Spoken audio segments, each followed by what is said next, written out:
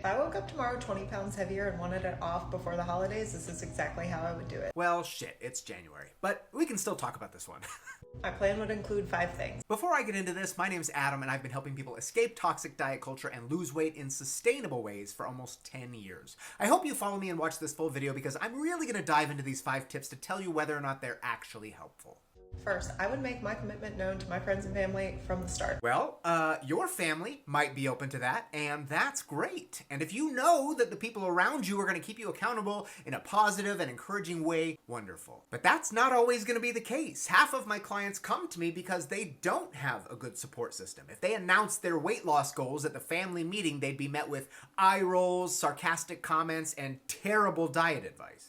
Let's be real, sometimes our family and friends can be really insensitive to our weight loss goals. Exactly.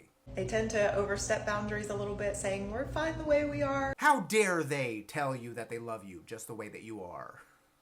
One bite won't hurt, one drink won't kill you. I'm sure you've heard it before. Well, they'd be right, but I get your sentiment that they could potentially pressure you into falling back into past behaviors. So it'd be really important to me to set those boundaries in the beginning and tell them that I would love their support. Suffice to say, know your family. Setting boundaries is important for sure, but you don't have to publicly announce a private decision. You might instead choose 1 or 2 people who you know will encourage you, or you could work with a professional like me who you know will have your back. The second thing I do is start a structured strength training program for at least 3 times a week. I used to really push this as a young trainer. I thought if you wanted to lose weight, you needed to be in the gym thrice a week, no matter what. And I still think that weight training is incredibly beneficial, and if you like it and you can find time to do it, you should. But it doesn't have to be a minimum of 3 times a week. Could be twice, could be once, could be for 30 minutes whenever you find the time.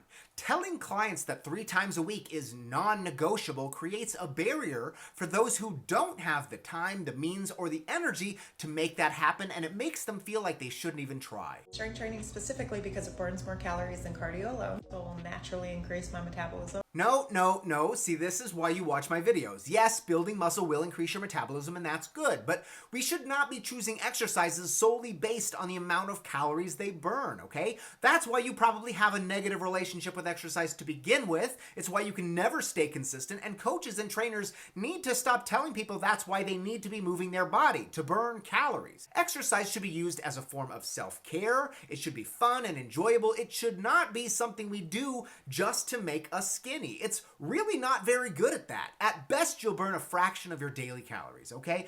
Exercise should be a way to relieve stress and to empower you and to help improve your body image and confidence. When you go into the gym without a plan, you're setting yourself up for failure. You're either not going to know where to start or you're just going to get overwhelmed with all your options, and either way, just end up quitting. If you choose to do some resistance training, then yeah, it's going to be beneficial to have some sort of a plan or a program to follow. But here's where my personal growth as a coach comes in. I want to tell you that if weight training isn't your thing, let's say you hate it or you can't find the time, you can find another type of exercise that you enjoy and move your body that way. Maybe that's going for walks, maybe that's playing Beat Saber, maybe that's karate or rock climbing or yoga or belly dancing or rollerblading. Exercise is not synonymous with bodybuilding. Find what you love and do that thing. Number 3, I would make daily walks a non-negotiable. Now, I'm pretty busy, so I don't mean take hour-long walks every day, but I know I can get in at least 2 10 to 15-minute walks every day. Okay, this goes along with what I was just talking about. This is pretty sound and doable for most people.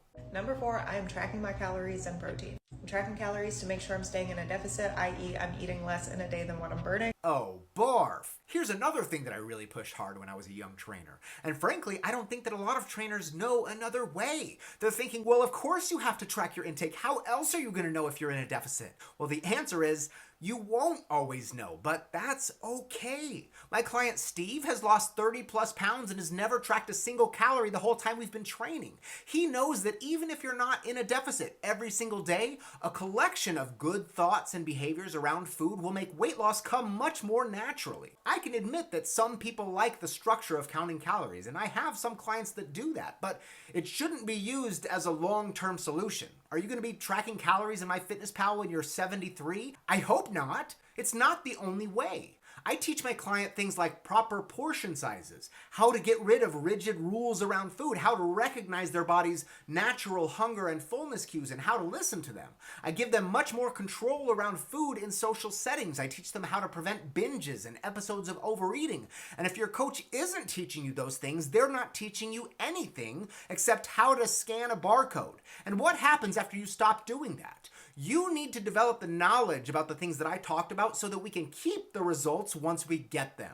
And number 5, I'm going to bed on time every single night. Sleep is an underrated key to fat loss. Consistently getting less than 7 hours of sleep a night will decrease your body's ability to naturally burn fat. So I would make 7 hours my minimum requirement. At least we're finishing on a high note. Yes, sleep is paramount, and if you're not getting enough, you need to prioritize that. I hope these tips helped. Make sure to like and follow for more.